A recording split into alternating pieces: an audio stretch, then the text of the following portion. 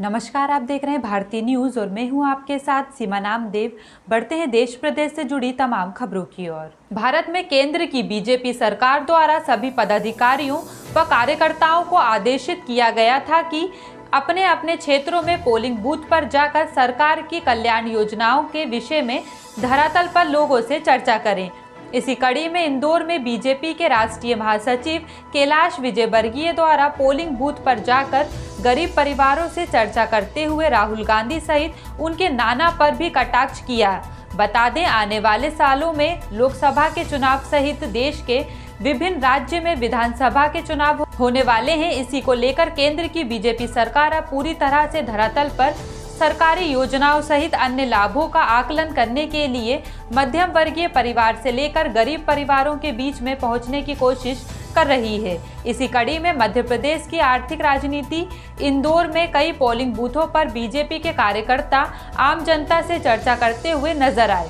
BJP के राष्ट्रीय महासचिव कैलाश विजयवर्गीय भी अपने नजदीकी पोलिंग बूथ पर पहुंचे, जहां उन्होंने आम आदमी से चर्चा करते हुए उनसे सरकारी योजनाओं के लाभ के विषय पर चर्चा की और मीडिया से चर्चा के दौरान उन्होंने कहा था कि बीजेपी सरकार काफी मजबूत सरकार है और गरीबों के लिए लगातार काम कर रही है। कांग्रेस के पूर्व स्वर्गीय प्रधानमंत्री का कहना था कि केंद्र से 1 रुपए चलता है तो गरीब के पास 25 पैसे पहुंचते हैं, लेकिन बीजेपी का प्रशासनिक अमला काफी अच्छा है।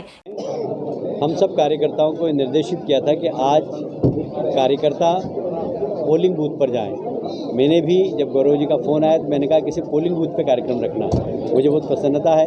उन्होंने एक ऐसे पोलिंग बूथ का चयन किया जो आर्थिक रूप से कमज़ोर लोगों की बस्ती है। मुझे बहुत प्रसन्नता है कि उस सब इलाके के अंदर सरकार की योजनाएं पहुंच रही है कि नहीं पहुंच रही है गरीबों की, उसको लेकर आज हमारे कार्यकर्ता यहाँ पे चर्चा भी करेंगे और मैं भी लोगों से मिलूंगा कि यदि किसी को कोई शिकायत हो तो हमको ज़रूर बताएं, क्योंकि सरकार जो गरीबों के लिए योजनाएं बना रही है वो उसके पास तक पहुँच रही है कि नहीं पहुँच रही है। ये बहुत ज़रूरी है, क्योंकि हमें मालूम है कि इस देश के एक प्रधानमंत्री ने यह कहा था कि मैं 1 रुपया भेजता हूँ और 15 पैसे ही पहुँचते हैं। पर हमारे लिए गर्व की बात है कि हमारे प्रधानमंत्री जितना भेजते हैं उतना ही गरीब के पास पहुंचता है, क्योंकि हमारी पारदर्शी जो प्रक्रिया है, जो प्रशासनिक व्यवस्था है, सीधे गरीब व्यक्ति के खाते में पैसा पहुंचता है। चाहे सब्सिडी का पैसा हो, चाहे प्रधानमंत्री आवास योजना का पैसा हो, चाहे कोविड के दौरान हमारे बहनों ने जो जनधन खाता जिन्होंने डाला था उनके खाते में 3 बार प्रधानमंत्री ने सीधे 500 रुपये डाले,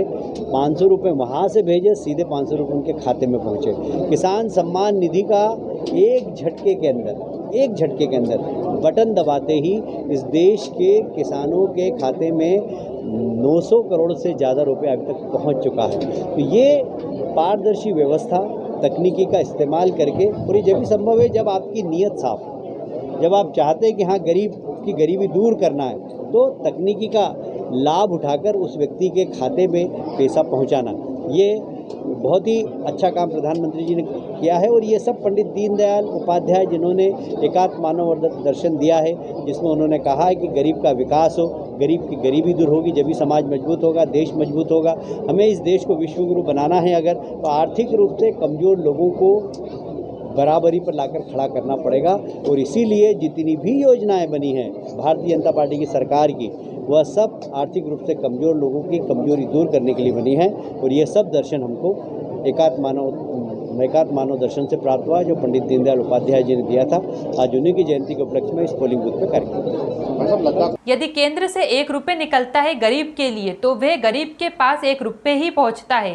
केंद्र की योजना गिनाते हुए उनका कहना था कि प्रधानमंत्री द्वारा जनधन योजना के तहत गरीबों के खाते में तैयारी हो रही है, लेकिन मोदी सरकार अभी भी सो रही है। देखिए, राहुल जी पता नहीं किस दुनिया में जीते हैं, कौन सा सपना देखते हैं और एकदम ट्वीट कर देते हैं। ज़रा जाके लद्दाख में देखें तो सही वहाँ की जनता क्या कह रही है। आपके समय में लद्दाख के क्या हाल थे और आज क्या हाल है, ज़रा जाके देखें। आसाम में कितने घुसपैठिए घुसेड़े आपने अपनी सरकार के दौरान, आज कोई घुसपैठिया घुसता है क्या? आज वहाँ की राज्य सरकार इतनी ताकतवर है कि उन घुसपैठियों को सीमा पर रोक रही है। तो सरकार में अंतर है। जम्मू कश्मीर आपने कैसा दिया था राहुल जी, आपके नाना जी ने कैसा जम्मू कश्मीर दिया था, आज जम्मू कश्मीर कैसा हो गया? वहाँ तिरंगा नहीं लहरा सकते थे, आज धारा 370 हटा के वहाँ हर पंचायत के अंदर तिरंगा लहरा रहा है। ये भारतीय जनता पार्टी और कांग्रेस में अंतर है। तो राहुल जी, आप कोई भी ट्वीट करें तो कम से कम अपने दिमाग का इस्तेमाल करें। यदि आपके पास दिमाग नहीं है तो कम से कम दिमाग वाले लोगों के साथ बैठकर समझकर ट्वीट करें। Thank you. 500 रुपए की राशि 3 बार डाली गई और किसानों के खाते में एक बटन दबाते ही 900 करोड़ रुपए किसानों के खाते में ट्रांसफर किए गए। फिलहाल के लिए इतना ही। खबरों का सिलसिला लगातार जारी है। आप बने रहिए भारती न्यूज के साथ। नमस्कार।